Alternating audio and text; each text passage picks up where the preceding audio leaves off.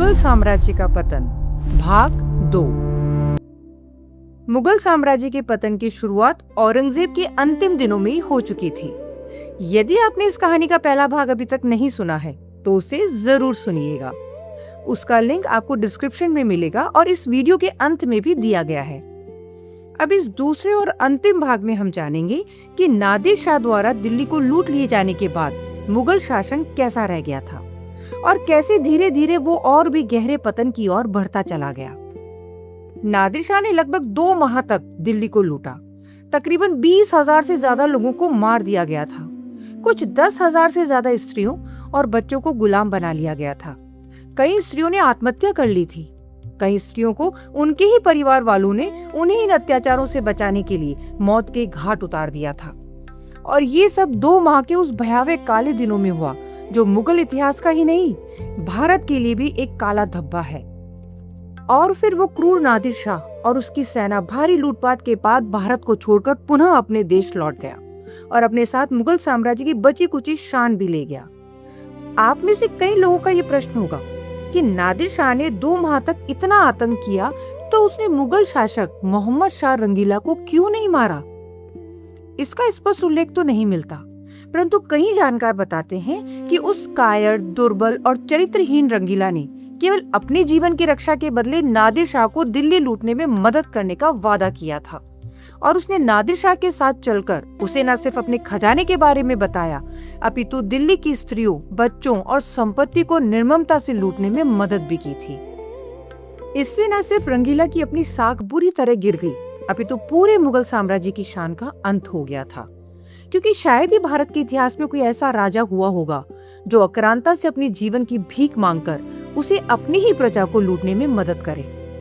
नादिर शाह के जाने के बाद मुगल कभी भी वो पहचान और शक्ति नहीं पा सके जो रंगीला से पहले उनके पास थी। मोहम्मद शाह रंगीला के राज के शुरुआती समय से ही मराठाओं ने समझ लिया था कि यही सबसे सुनहरा मौका था मुगलों के साम्राज्य का अंत कर देने के लिए और मराठा अब एक महाशक्ति बनकर उभर रहे थे। बाजीराव पेशवा प्रथम के नेतृत्व में मराठाओं ने मुगलों के कई गढ़ों को जीत लिया था। नादिर शाह की लूट ने अब इस बात को सिद्ध कर दिया था कि मुगल अब भारत पर शासन करने के योग्य नहीं है। नादिर शाह के चले जाने के बाद भी लगभग 9 वर्षों तक 1739 से 1748 तक मोहम्मद शाह रंगीला ने दिल्ली की गद्दी संभाली, लेकिन उसका ध्यान शासन से अधिक रंग रसायन, नृत्य और कला में ही लगा रहा। राज्य की वास्तविक शक्ति धीरे धीरे दरबार के शक्तिशाली अमीरों और वजीरों के हाथों में चली गई थी, जैसे कमर-उद-दीन खान, और इस तरह रंगीला केवल नाम का शासक बनकर रह गया था। इन्हीं 9 वर्षों में मुगल साम्राज्य की पकड़ ढीली पड़ती गई और मराठा शक्ति मध्य भारत के अनेकों क्षेत्रों में तेजी से अपना परचम लहराने लगी। इतिहासकारों का मानना है कि यदि 1740 में पेशवा बाजीराव की आकस्मिक मृत्यु न हुई होती तो संभव है कि मुगल शासन का अंत उसी दौर में हो गया होता। रंगीला के समय में सिर्फ मराठा ही नहीं बल्कि अवध, बंगाल और हैदराबाद भी लगभग स्वतंत्र हो चुके थे। वहीं सिख, जाट और रोहिला शक्तियां भी अपनी अलग अलग पहचान बना चुकी थी और अपने अपने क्षेत्रों में अब उन्हीं का शासन चलता था, न कि मुगल बादशाह का। हालांकि मोहम्मद शाह रंगीला के अंतिम दिनों में सन 1748 में अहमद शाह अब्दाली ने पहली बार भारत पर आक्रमण किया था। उस समय मुगल साम्राज्य पहले ही कमजोर हो चुका था और ऐसा प्रतीत हो रहा था कि एक और आक्रमणकारी आसानी से दिल्ली तक पहुंच जाएगा। रंगीला ने अपने क्राउन प्रिंस अहमद शाह बहादुर और साम्राज्य के शक्तिशाली वजीर कमरुद्दीन खान को अब्दाली का सामना करने के लिए भेजा था। शुरुआत में किसी को उम्मीद नहीं थी कि ये कमजोर पड़ चुकी मुगल सेना अब्दाली जैसे शक्तिशाली योद्धा को रोक पाएगी, लेकिन इतिहास ने यहाँ एक अप्रत्याशित मोड़ लिया। सरहिंद के पास मणिपुर के युद्ध में मुगल सेना ने अहमद शाह अब्दाली को रोक दिया और उसे पीछे हटने पर मजबूर कर दिया था। ये जीत भले ही अस्थायी थी, लेकिन उस समय के लिए ये मुगल साम्राज्य की आखिरी बड़ी सैन्य सफलताओं में से एक थी।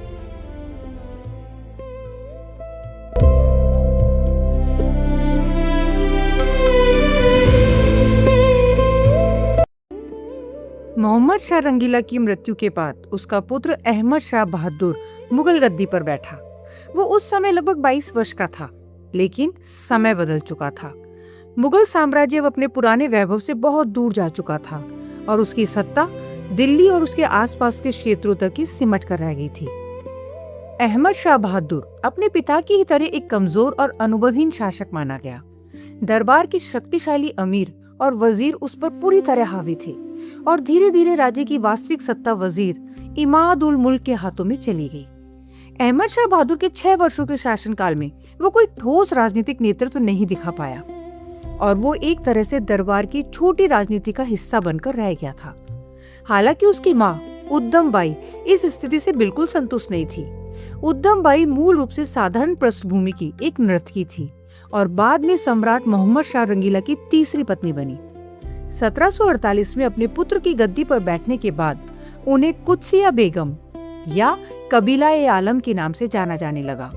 वो एक प्रभावशाली व्यक्तित्व की थी और लगभग 6 वर्षों तक उन्होंने शासन की वास्तविक बागडोर अपने हाथों में रखते हुए संरक्षिका के रूप में कार्य किया। उन्हें स्वीकार नहीं था कि मुगल वंश का एक सम्राट किसी वजीर के इशारों पर निर्भर हो। धीरे धीरे अहमद शाह बहादुर ने अपनी मां के प्रभाव में आकर इमाद उल मुल्क के निर्णयों पर सवाल उठाने शुरू कर दिए थे और यहीं से टकराव की शुरुआत हुई। इस बीच मराठा शक्ति भी तेजी से उभर रही थी और उत्तर भारत की राजनीति में उनका प्रभाव लगातार बढ़ता जा रहा था। इमाद उल मुल्क ने भी इस बदलते शक्ति संतुलन को समझते हुए मराठाओं से संबंध बनाए। अब उसके सामने एक स्पष्ट चुनौती थी, एक कमजोर बादशाह जो अब उसके नियंत्रण से बाहर जाने लगा था। और फिर एक निर्णायक कदम उठाया गया। इमाद उल मुल्क ने मराठाओं की सहायता से अहमद शाह बहादुर को गद्दी से हटा दिया। उसे गिरफ्तार कर लिया गया और उसे अंधा कर दिया गया ताकि वो कभी दोबारा सत्ता में न लौट सके। इसके बाद उसी पुरानी परंपरा को दोहराते हुए, जैसे कभी सैयद बंधु ने किया था, इमाद उल मुल्क ने एक नया कठपुतली बादशाह बैठाया, आलमगीर द्वितीय।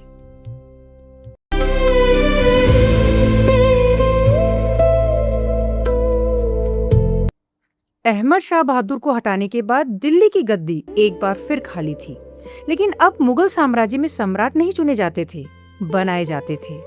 1754 में इमाद उल मुल्क ने एक नए बादशाह को गद्दी पर बैठाया, अजीज उद्दीन, जो इतिहास में आलमगीर द्वितीय के नाम से जाना गया। नाम था आलमगीर, लेकिन ना शक्ति थी ना साम्राज्य। वो एक ऐसे समय में सम्राट बना जब मुगल सत्ता सिर्फ नाम भर की रह गई थी। असल ताकत दरबार के वजीर और बाहरी शक्तियों के हाथों में थी। आलमगीर द्वितीय वास्तव में एक कठपुतली शासक था। इमाद उल मुल्क उसके नाम पर शासन चला रहा था और हर निर्णय उसी की मर्जी से लिया जाता था। लेकिन दिल्ली की राजनीति अब और भी खतरनाक हो चुकी थी। इसी दौरान अहमद शाह अब्दाली ने भारत पर फिर से आक्रमण करना शुरू कर दिया था। उसके हमलों ने उत्तर भारत को हिला कर रख दिया था। दिल्ली अब किसी एक शक्ति के नियंत्रण में नहीं थी। मराठा, अफगान और मुगल वजीर सब अपने अपने हित साध रहे थे और इस पूरे संघर्ष में मुगल सम्राट बस एक नाम बनकर रह गया था। धीरे धीरे आलमगीर द्वितीय को यह एहसास होने लगा कि वो सिर्फ एक मोहरा बनकर रह गया है। कहा जाता है कि वो इमाद उल मुल्क के प्रभाव से निकलने की कोशिश करने लगा और अब्दाली से संपर्क भी स्थापित करना चाहता था। लेकिन दिल्ली की राजनीति में ऐसी कोशिशें अक्सर खतरनाक साबित होती थी। 1759 में एक बार फिर इतिहास ने अपना क्रूर चेहरा दिखाया। आलमगीर द्वितीय की हत्या कर दी गई और इसके पीछे इमाद उल मुल्क का हाथ माना जाता है, क्योंकि एक कठपुतली जो आदेश मानना छोड़ दे वो सत्ता के लिए खतरा बन जाती है। आलमगीर द्वितीय की मृत्यु ने साफ कर दिया था कि मुगल सम्राट अब सिर्फ नाम के रह गए थे। अब असली सत्ता दरबार की साजिशों, मराठाओं की शक्ति और अफगान आक्रमणों के बीच बढ़ चुकी थी और मुगल साम्राज्य धीरे धीरे अपने अंत की ओर बढ़ रहा था।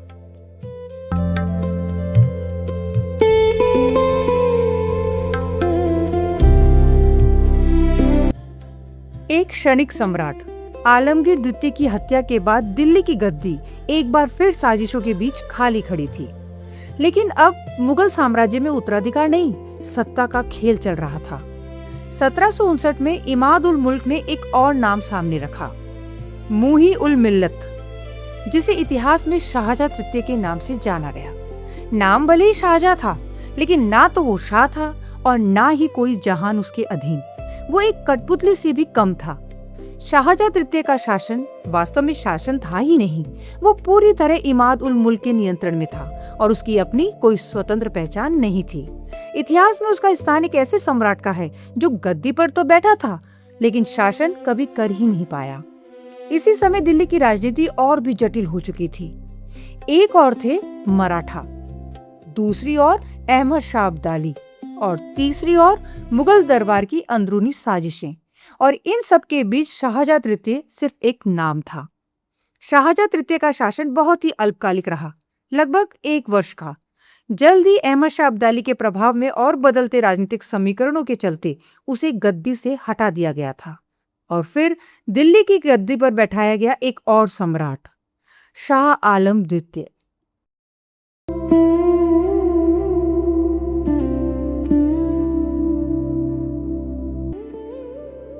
शाहजहां तृतीय के पतन के बाद एक नया नाम सामने आया, अली गौहर, जो इतिहास में शाह आलम द्वितीय के नाम से जाना गया। लेकिन जब उसने गद्दी संभाली तब दिल्ली उसकी नहीं थी। 1760 में शाह आलम द्वितीय ने खुद को मुगल सम्राट घोषित तो कर दिया, लेकिन वो दिल्ली में नहीं था, क्योंकि दिल्ली पर नियंत्रण अफगानों, मराठाओं और दरबारी ताकतों का था। वो एक ऐसा सम्राट था जिसके पास ताज था लेकिन तख्त नहीं। वो दिल्ली से कोसों दूर बिहार में शरण लिए हुए था। इधर दिल्ली पर मराठाओं का प्रभाव स्थापित हो चुका था। लेकिन 1761 में पानीपत के निर्णायक युद्ध ने उत्तर भारत की राजनीति को पूरी तरह से बदल दिया था।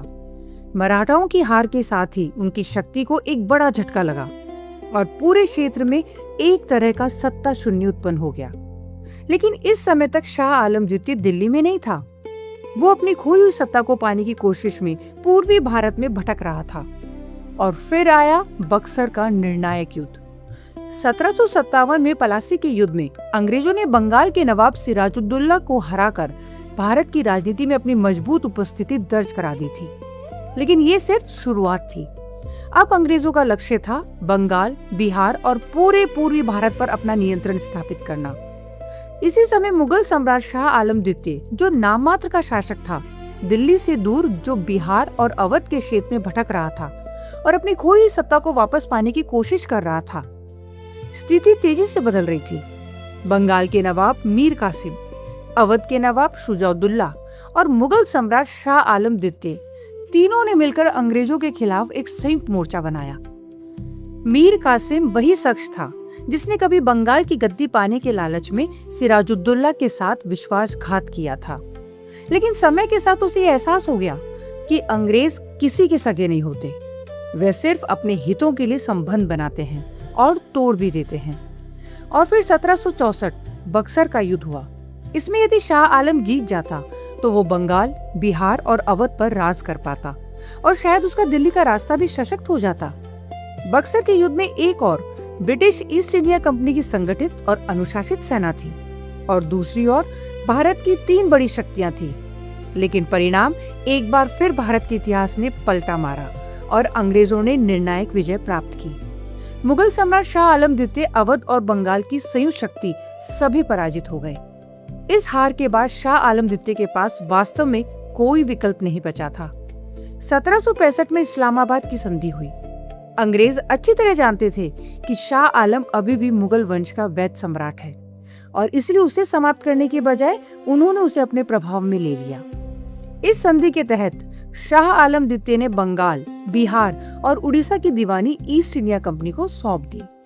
अब आधिकारिक रूप से इन समृद्ध प्रांतों का राजस्व अंग्रेजों के हाथों में चला गया था और बदले में शाह आलम द्वितीय को मिली एक निश्चित पेंशन। एक ऐसा सम्राट जो कभी पूरे हिंदुस्तान का प्रतीक था, अब अपने ही साम्राज्य में दूसरों पर निर्भर हो चुका था। मुगल सत्ता भले ही पहले से कमजोर थी, लेकिन इस क्षण के बाद वो केवल एक प्रतीक बनकर रह गई। एक ऐसा प्रतीक जो जर्जरता और दुर्बलता का प्रतीक था। शाह आलम द्वितीय संतुष्ट नहीं था। इलाहाबाद में रहकर अंग्रेजों की दी हुई पेंशन पर जीवन बिताना ये उसे स्वीकार नहीं था। वो दिल्ली लौटना चाहता था, एक सम्राट की तरह, और अपने ही साम्राज्य की गद्दी पर बैठकर शासन करना चाहता था। इस बीच पानीपत की भीषण हार के बाद मराठा शक्ति धीरे धीरे फिर से संगठित हो रही थी। कुछ ही वर्षों में उन्होंने उत्तर भारत में अपना प्रभाव पुनः स्थापित करना शुरू कर दिया था। उस समय अंग्रेजों का प्रभाव मुख्यतः बंगाल, बिहार और उड़ीसा तक सीमित था, जबकि मराठा, अफगानों और रोहिला की शक्तियों को पीछे धकेलते हुए दिल्ली की राजनीति में फिर से प्रमुख बन रहे थे। लेकिन दिल्ली पर अधिकार करने के लिए सिर्फ सैन्य शक्ति ही पर्याप्त नहीं थी। उन्हें चाहिए था वैधता का प्रतीक, एक ऐसा नाम जिसे जनता अब भी सम्राट मानती हो, और वो नाम था शाह आलम द्वितीय। 1772 में मराठाओं और शाह आलम के बीच समझौता हुआ। मराठाओं ने उसे दिल्ली वापस लाने का मार्ग प्रशस्त किया और शाह आलम द्वितीय लंबे समय बाद फिर से दिल्ली की गद्दी पर बैठा। लेकिन ये वापसी पूरी तरह स्वतंत्र नहीं थी। ताज भले ही उसके सर पर था, पर सत्ता अब मराठाओं के हाथों में थी। फिर आया 1788, जब रोहिला सरदार गुलाम कादिर ने दिल्ली पर आक्रमण करके लाल किले पर कब्जा कर लिया था और मुगल सम्राट शाह आलम द्वितीय को गिरफ्तार कर लिया। अब शाह आलम एक रोहिला सरदार के रहमो करम पर था, लेकिन जो आगे हुआ वो सिर्फ सत्ता का संघर्ष नहीं था, वो एक क्रूरता की पराकाष्ठा थी। गुलाम कादिर ने शाह आलम से छिपे खजाने की मांग की। उसे नहीं पता था कि शाह आलम सम्राट था, परंतु उसका खजाना खाली था। वो केवल मराठाओं की कठपुतली था। जब गुलाम कादिर को कुछ नहीं मिला तो वो गुस्से से पागल हो गया था। उसने दिल्ली पर हमला खजाना पाने के लिए किया था। उसने इस गुस्से में अपना असली रूप दिखाया और उसने मुगल सम्राट शाह आलम द्वितीय की आंखें निकाल दी। एक सम्राट जो कभी हिंदुस्तान का प्रतीक था, अब अंधा, असहाय और अपमानित था। उसने उस अंधे राजा को लाल किला में घुमाया और लोगों को उस पर हंसने के लिए कहा। उसे लोग ठोकर मारते और उसका अपमान करते। शाह आलम की वो दयनीय हालत केवल एक आदमी की नहीं थी, अपितु संपूर्ण मुगल सल्तनत की वो दयनीय हालत हो चुकी थी। इस लाल किले में मुगल सम्राट की चीखें गूंज रही थी। ये सिर्फ एक व्यक्ति का अपमान नहीं था, ये मुगल साम्राज्य की अंतिम प्रतिष्ठा का भी अंत था। जब मराठाओं को इसकी खबर मिली तो वो शाह आलम को बचाने के लिए फौरन दिल्ली आ पहुंचे। मराठाओं ने दिल्ली पर हमला कर गुलाम कादिर को पकड़ लिया और उसे उसके अपराधों की कठोर सजा दी गई। लेकिन जो हो चुका था वो इतिहास में हमेशा के लिए दर्ज हो गया था। मराठाओं ने शाह आलम के अंधा होने के बावजूद उसे दिल्ली के तख्त पर बैठा दिया, परंतु अब वो पहले से बहुत ज्यादा कमजोर था। वो नाम मात्र का शासक था। उसने अंधा होने के बावजूद, इतना अपमान होने के बावजूद भी अगले कई वर्ष मराठाओं के रहमो करम पर पलते हुए शासन किया। वो मराठा जिन पर औरंगजेब ने ना जाने कितने अत्याचार किए थे, उन्होंने एक मुगल सम्राट को अपनी कठपुतली बनाकर रखा, परंतु जीवित रखा। फिर आया 1803।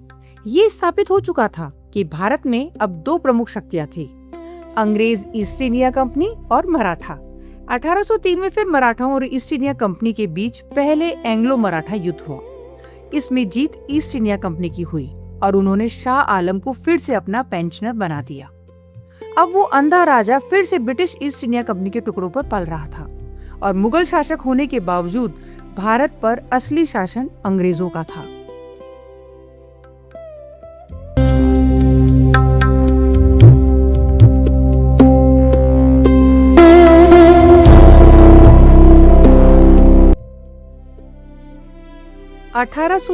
शाह आलम द्वितीय के निधन के बाद दिल्ली की गद्दी पर बैठा अकबर द्वितीय। लेकिन ये वो दिल्ली नहीं थी जहां से कभी हिंदुस्तान पर शासन चलता था। अब दिल्ली पर असली अधिकार अंग्रेजों का था। अकबर द्वितीय मुगल वंश का सम्राट तो था, लेकिन उसकी सत्ता लाल किले की दीवारों तक ही सीमित थी। ना उसके पास सेना थी, ना खजाना और ना ही कोई स्वतंत्र शक्ति। वो पूरी तरह ईस्ट इंडिया कंपनी की पेंशन पर निर्भर था। अकबर द्वितीय के समय अंग्रेजों ने मुगल सम्राट की औपचारिक शक्ति को भी धीरे धीरे समाप्त करना शुरू कर दिया। यहाँ तक कि उन्होंने सिक्कों पर से मुगल सम्राट का नाम हटाने का निर्णय लिया था। ये एक प्रतीकात्मक कदम था जो ये दिखाता था कि अब असली सत्ता किसके पास है। अकबर द्वितीय के शासनकाल में एक दिलचस्प घटना हुई। उसने महान समाज सुधारक राजा राम मोहन राय को राजा की उपाधि दी और उन्हें इंग्लैंड भेजा ताकि वे अंग्रेजों से उसकी पेंशन और अधिकारों के लिए बात कर सके। लेकिन इस प्रयास से भी कोई बड़ा परिवर्तन नहीं हुआ। अकबर द्वितीय का पूरा शासनकाल एक ऐसी कहानी है जहाँ सम्राट तो था लेकिन सत्ता नहीं। मुगल साम्राज्य अब सिर्फ इतिहास की याद बनता जा रहा था। जो साम्राज्य औरंगजेब के समय पूरे हिंदुस्तान में फैला हुआ था, वही शाह आलम द्वितीय के दौर तक आते आते सिमट कर सिर्फ दिल्ली रह गया और फिर अकबर द्वितीय के समय तक वो और भी सिमट कर केवल लाल किले की दीवारों के भीतर रह गया था। ये पतन सिर्फ सीमाओं का नहीं था, ये सत्ता के खो जाने की कहानी थी। अब हालात ऐसे थे कि कई क्षेत्रीय शासक और सामंत मुगल सम्राट से कहीं अधिक जमीन और सेना पर अधिकार रखते थे। एक समय का सर्वशक्तिमान बादशाह अब अपने ही साम्राज्य में सबसे कमजोर बन चुका था।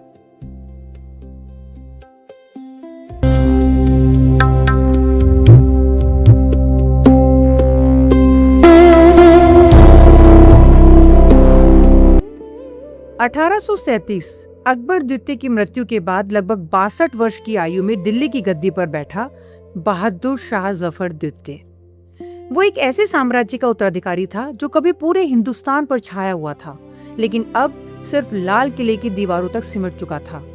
बहादुर शाह जफर मुगल वंश का अंतिम सम्राट था, एक शायर, एक संवेदनशील आत्मा, लेकिन बिना वास्तविक सत्ता का बादशाह। अपने पिता के शासनकाल में ही उसने ये समझ लिया था कि अब दिल्ली की असली शक्ति अंग्रेजों के हाथों में है। इसलिए उसने संघर्ष के बजाय समझौते का मार्ग चुना। वो अंग्रेजों से मिलने वाली पेंशन पर निर्भर रहा और लाल किले के भीतर अपनी शायरी और सीमित दरबारी जीवन में स्वयं को व्यस्त रखता रहा। लेकिन इतिहास हमेशा शांत नहीं रहता। 1857 जब अंग्रेजों के विरुद्ध असंतोष एक बड़ी चिंगारी बनकर भड़क उठा। मंगल पांडे की घटना से शुरू हुई ये आग धीरे धीरे पूरे उत्तर भारत में फैलने लगी। नाना साहेब, तात्या टोपे, रानी लक्ष्मीबाई, कई क्रांतिकारी इस संघर्ष में उतर चुके थे, लेकिन इस आंदोलन को चाहिए था एक प्रतीक, एक वैधता, एक नाम जिसके पीछे पूरा हिंदुस्तान खड़ा हो सके, और वो नाम था बहादुर शाह जफर। शुरुआत में जफर इस संघर्ष को लेकर संकोच में था, लेकिन उसने समझ लिया था कि ये सिर्फ एक विद्रोह नहीं, जन भावना का विस्फोट है। और फिर उसने अपने जीवन का सबसे महत्वपूर्ण निर्णय लिया। उसने इस विद्रोह का नेतृत्व स्वीकार कर लिया। ये निर्णय आसान नहीं था, क्योंकि वो जानता था अगर ये प्रयास असफल हुआ तो अंजाम भयावह होगा। लेकिन एक वृद्ध सम्राट जिसने अपनी आंखों के सामने अपने वंश का पतन देखा था, अब इतिहास के अंतिम अध्याय में एक बार फिर खड़ा हो गया था। आखिरकार ईस्ट इंडिया कंपनी ने उस महान क्रांति को दबा दिया और बहादुर शाह जफर को गिरफ्तार कर रंगून की निर्वासन भूमि पर भेज दिया, जहां उनके जीवन के अंतिम दिन बीते। और इसी के साथ मुगल साम्राज्य का आखिरी अध्याय भी समाप्त हो गया था। आशा करती हूँ कि मुगल इतिहास के ये रोचक और गहरे तथ्य आपके लिए नए और ज्ञानवर्धक रहे होंगे। यदि आपको ये छोटा सा प्रयास पसंद आया हो तो वीडियो को लाइक कीजिए और अपने दोस्तों के साथ शेयर कीजिए और कमेंट में अपना फीडबैक जरूर दीजिएगा। आपका साथ ही मेरी प्रेरणा है। ऐसी इतिहास की और भी अनकही कहानियों को जानने के लिए बने रहिए मेरे साथ, मेरे YouTube चैनल निशा शास्त्री ऑडियो स्टोरीज पर। Thank you.